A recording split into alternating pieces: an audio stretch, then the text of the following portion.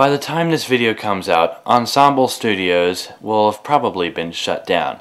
So to commemorate their fantastic career in the genre of real-time strategy, here's my review of their swan song, the Xbox 360 exclusive Halo Wars.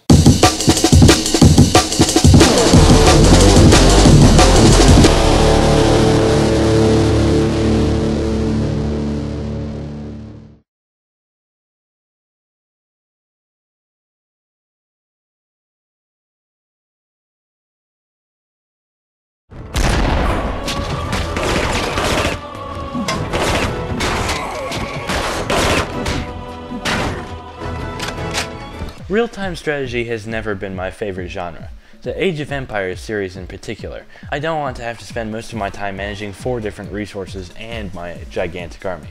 So who knew Ensemble, the studio behind the Age of Empires series, could come out with an RTS so dramatically different from their past works that it makes it more appealing to gamers like me who prefer more action and less resource management.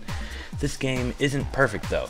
A few failing factors managed to keep the game from true RTS greatness, but we'll get to those as we come to them.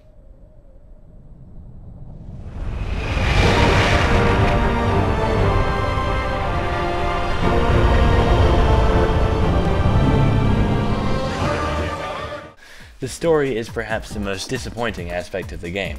For a franchise known for its excellent narrative, there really isn't much story to speak of in this Halo game.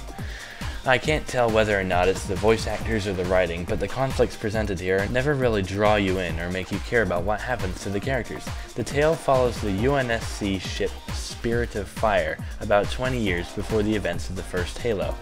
Early in the game, a scientist who specializes in research on Forerunners is kidnapped by the Covenant, and the Spirit gives chase. The Covenant threatens to grow stronger, and it's your job to stop them. Unfortunately, Ensemble apparently never played the original Halo, as Combat Evolved was supposed to be the first time anyone had encountered the Flood. Yet in this game, you have entire levels dedicated to the eradication of the plant-like infection. Red team? They're with Charlie, sir. That could be a problem. There are several plot holes and inconsistencies that don't line up to the rest of the Halo mythos. Visually, Halo Wars is on par with your average RTS. Animation is appealing and textures hold up most of the time at close inspection, but there's nothing about the game that really makes it stand out as especially gorgeous. The camera can have its fair share of problems though, as it seems too close and too far out at the same time. If you want to zoom way in for a close look at something, you can never seem to get close enough, but selecting a large group of units with the Local Units button can be a chore, as you never seem to be able to zoom out enough to get all of a huge army. So the camera needed to be worked on a bit more, but most of the time it works just as good as any other RTS camera.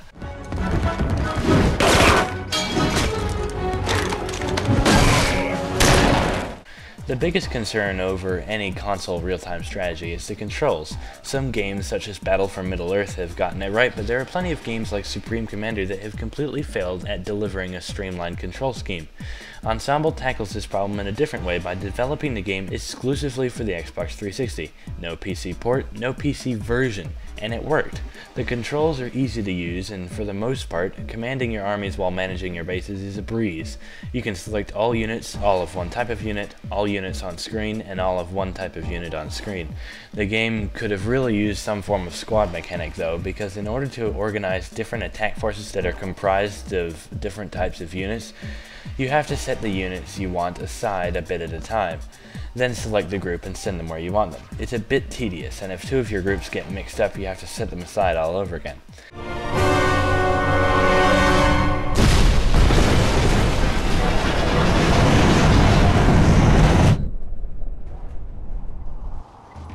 My least favorite part about RTS games is the resource gathering. I think Command & Conquer 3 is one of the few games I've played that gets it right, but Halo Wars makes it less of a hassle and yet still an important part of your strategy. Base building is very limited compared to other RTS games. You can't just build your base anywhere. You have to control a base site, and even then, each base site has a maximum of 7 buildings that can be built on it. At first I felt this was very limiting, but over time I began to appreciate the added layer of strategy needed to efficiently pump out troops. This leads me back to resource gathering. In order to get resources here, all you have to do is build a building that generates them for you. But one building alone, even if upgraded to the 2nd level, will not get you resources very fast. So this ties into the limited number of buildings available for each base. Do you build lots of troop manufacturing structures or more resource generators to get the game's money faster? You could alleviate the problem by capturing another base, giving you more building sites, but you would also have to spread your troops out to protect 2 bases then. This huge amount of strategy involved in just building and protecting your bases makes me wish there was a survival mode in Skirmish, where you would just have to defend yourself and stay alive. There's a campaign level that does that, but sadly just one campaign level.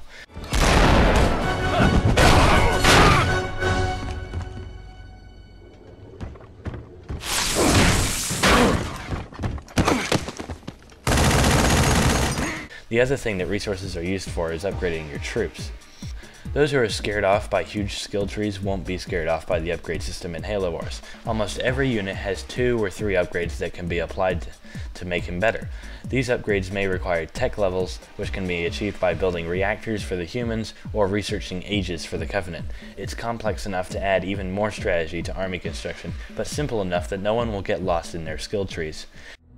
Blast them.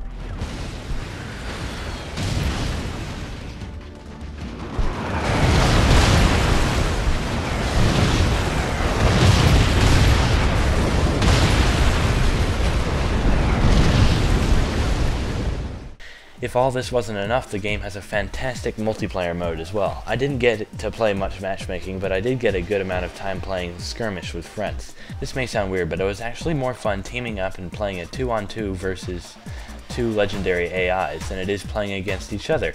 There are a few things that needed to be added to the cooperative Skirmish though.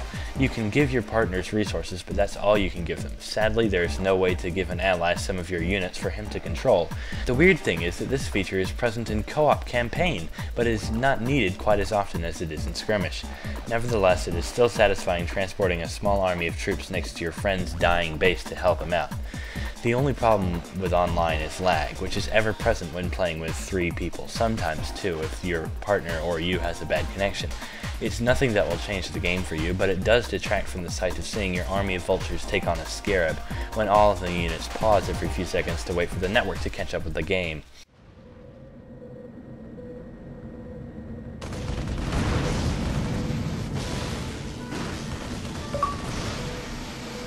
Keep an eye out for banshees. Fueled up.